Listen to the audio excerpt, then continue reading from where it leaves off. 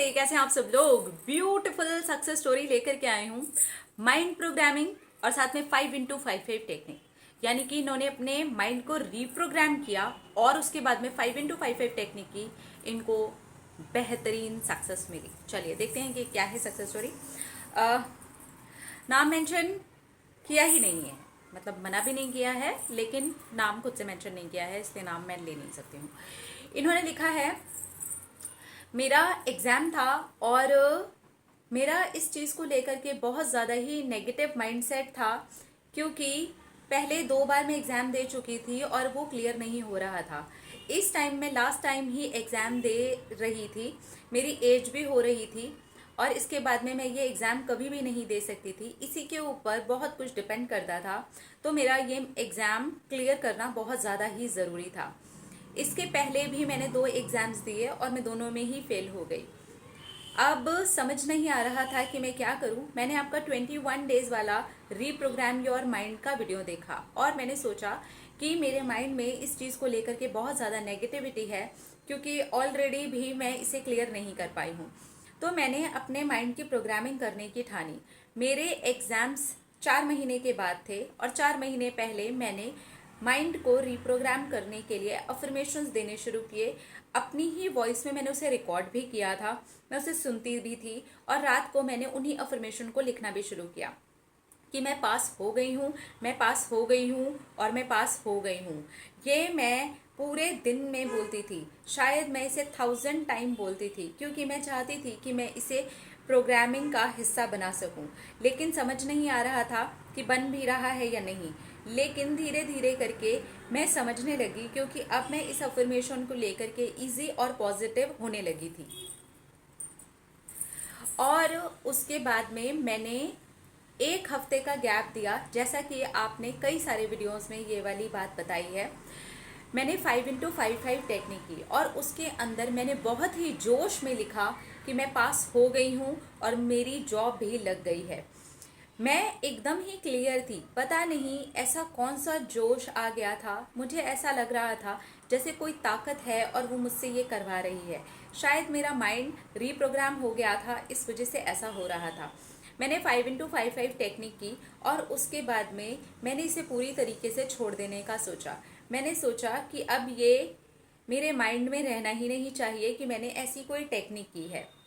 इसके लिए मैं जोर शोर से पढ़ाई पर लग गई, क्योंकि 2 बार पहले भी मैं इस चीज़ की पढ़ाई कर चुकी थी, इसलिए मेरा माइंड उस पर लग नहीं पाता था। लेकिन इस बार सब कुछ अलग हो रहा था। मैं पढ़ने में माइंड लगा पा रही थी, मेरा फोकस होता चला जा रहा था। मैं डीप ब्रीदिंग करती थी और उसके बाद में ही पढ़ने के लिए बैठती थी।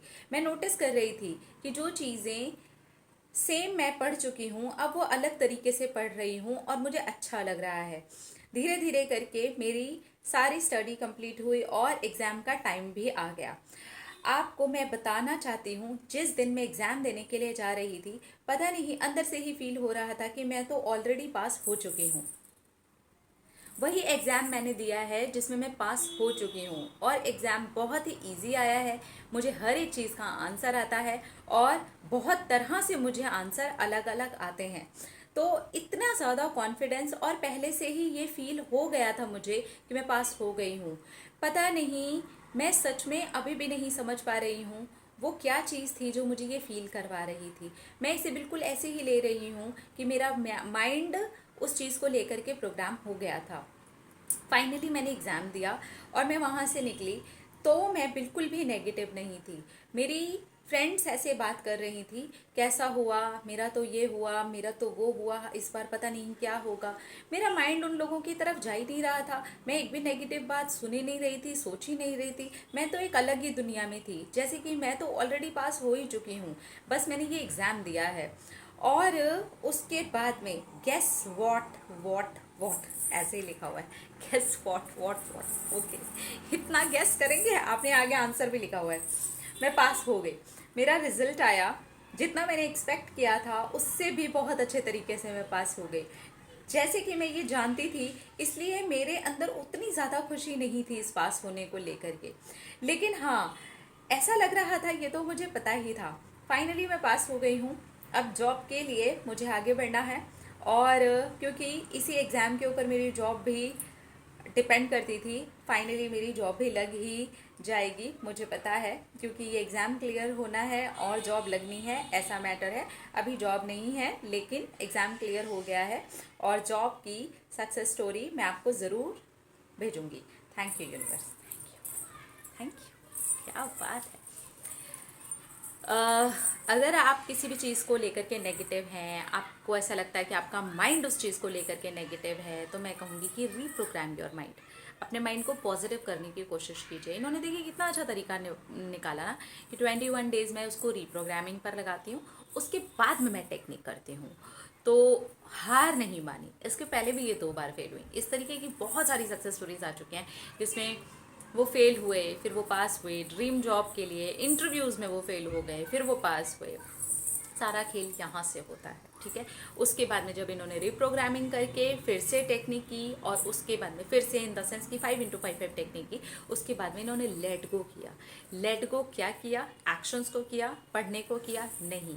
इन्होंने पूरी पढ़ाई की, बल्कि इनको नई चीज़ें समझ में आने लगी। सेम चीज़ के अंदर सेम पढ़ाई, इन्होंने खुद लिखा है, वो जो चीज़ें थी ये ऑलरेडी पढ़ चुकी थी, लेकिन अब उसके अंदर से नए आंसर्स इन्हें समझ में आ रहे थे।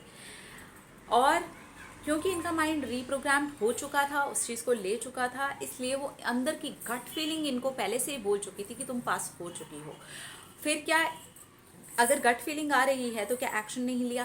बिल्कुल लिया। ये गए वहाँ, एग्ज़ाम दिया, क्योंकि कहीं कितना भी गट फीलिंग आपकी बोल ले और आप एग्ज़ाम देंगे ही नहीं तो फिर कैसे पास होंगे। इसलिए एक्शंस लेना बहुत ज़रूरी है। जब भी आपको ऐसा लगता है कि हम क्या एक्शंस लें और हमें समझ में नहीं आ रहा, तो विश को आप पहले पीछे छोड़ें और उसके बाद में आगे बढ़ें और देखें कि आप इस चीज़ को लेकर के क्या एक्शंस ले सकते हैं। फिर आप ईजिली मैनिफेस्ट कर पाएंगे। तो कंग्रेचुलेशंस कि आपका एग्ज़ाम क्लियर हो गया है। और क्योंकि उस एग्ज़ाम क्लियर होने के ऊपर ही आपकी जॉब डिपेंड करती थी, तो फिर उसकी सक्सेस स्टोरी आ ही जाएगी। पहले से ही वो सक्सेस स्टोरी बनी हुई है।